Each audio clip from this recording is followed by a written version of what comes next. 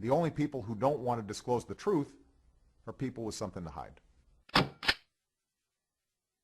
Now, right now, in St. Charles, Missouri, the National Constitutional Sheriffs and Peace Officers Convention is underway. Mike Zullo is probably speaking to them right now, a little teaser speech of about 20 minutes. Now, later on this evening, Congressman Steve Stockman out of Texas will be the keynote speaker.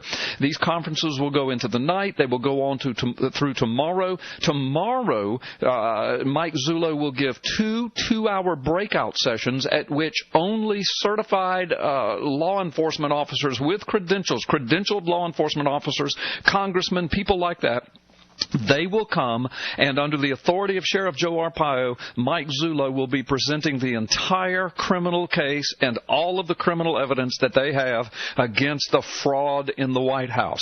That is going to be huge because big things perhaps, and I think there's way more than a perhaps, but I'm going to use perhaps, but big things can come out of this. And by the way, I'm going to say this, and I'm going to bring Don Jeffries on. What Mike Zullo is doing, this is icing on the cake. This is not the big thing that Mike and I have been promised and that we are pushing towards, planning towards, working towards, and meeting towards. This big convention and conference of peace officers that's going on, this was dropped in Mike's lap a couple of weeks ago, icing on the cake, with a congressman being there, other congressmen attached to it in various ways, sheriffs and police officers. It's huge. But right now on the line, another huge thing, Don Jeffries, who is a criminal investigator with the Cold Case Posse. Don Jeffrey, not Jeffries, Don Jeffrey.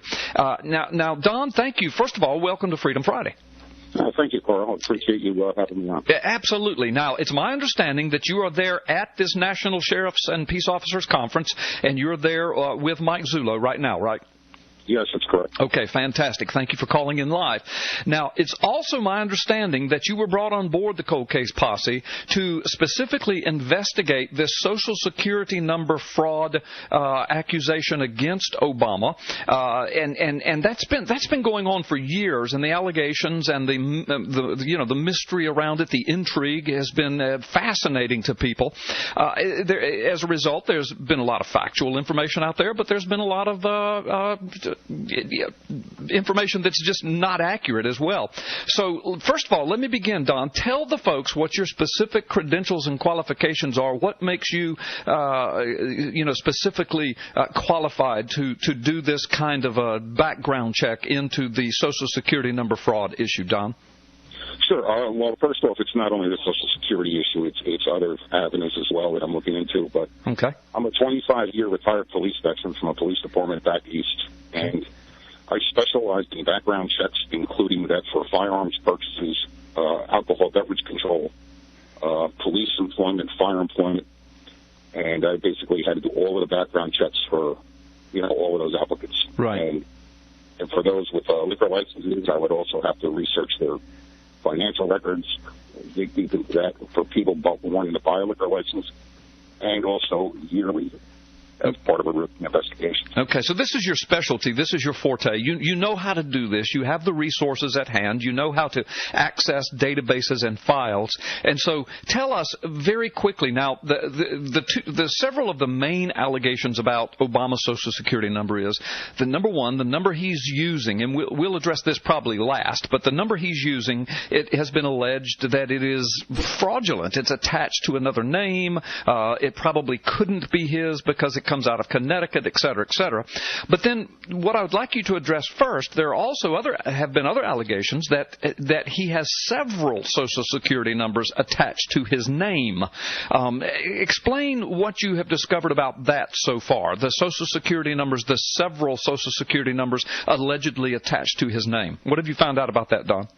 Well, Mike has put me in contact with several researchers because he wanted to pair new eyes on this investigation, and I really didn't know much about it until I started. Right.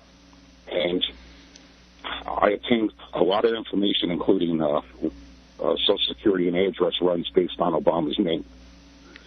And there was over 50-some, and I believe 30-some Social Security numbers. And what I discovered with that is that the Social Security numbers are coming back to the addresses themselves. They're not coming back to Obama.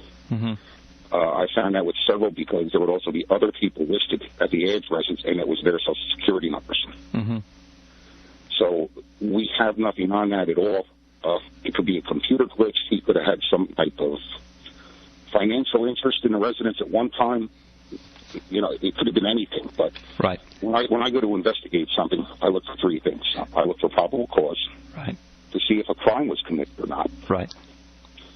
And given those two, just alone, I have none of that there.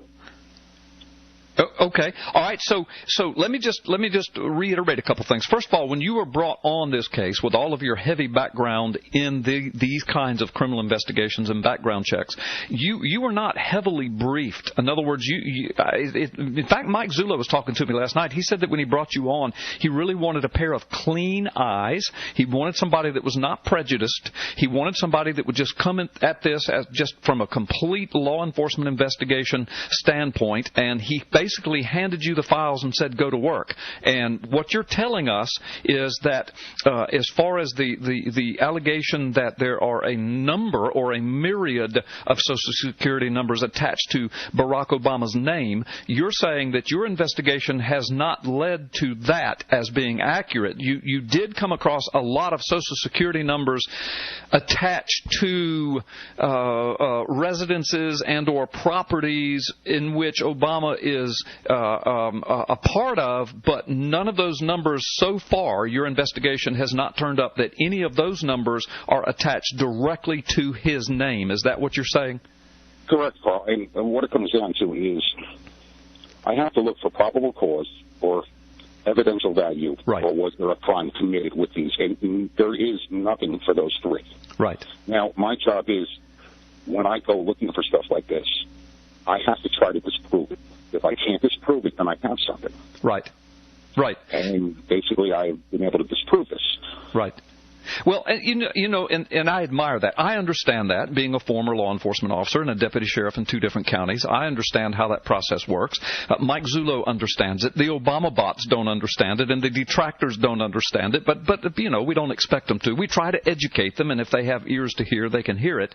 But what the cold case posse did, even in the fraudulent document, the birth certificate document, is the same thing you've done with this Social Security number, and that is you try to prove that well, you're looking to see if something happened, and you're trying to see if you can disprove if something happened. I mean, in other words, you don't want to fabricate a conspiracy and then go forward on a falsehood. You go from every angle to make sure that if there is a case, it will hold up in court. Correct?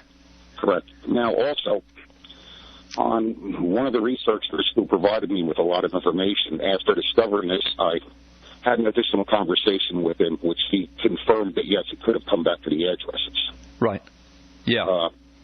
Which further validated, what I've come up with. Right. So even one of the researchers that gave you the information after you presented what you had, they affirmed that yes, you're correct, that those numbers could be attached simply to the addresses and not to Barack Obama, the man, right? Yes, or to additional people who were also at that residence. Yeah, I mean, they've got to be attached to people, of course. Yes, that's what I meant. I'm sorry. But, okay, so listen, we're going to take a break in a moment, Don, and when we come back, we're going to tackle this issue, though, of the number he's using, because that one is much more interesting. But it is interesting to think about. I mean, the allegations have been out there for a long time that there are multiple Social Security numbers attached to Obama. You're telling us that your criminal investigation has not led you thus far to find a multiplicity of numbers attached to his name specifically. They are attached to properties and interests surrounding him, but you can't make a criminal case on that, correct? Correct. Okay, but it could be that as we continue forward, you might find another number or two attached to his name. I mean, that's a possibility, but so far you have not, correct? Correct. My eyes and ears are always open in this. That's right. Okay. All right. But we do know the number he is using, and there are some squirrely things with that, and we'll talk about that on the other side of this break. Don Jeffrey is our guest this afternoon. He is an investigator with the Cold Case Posse. He is with Mike Zullo right now at the National Constitutional Sheriffs and Peace Officers Convention in St. Charles, Missouri. We'll have more with Don Jeffries right after this break. You're listening to Freedom Friday.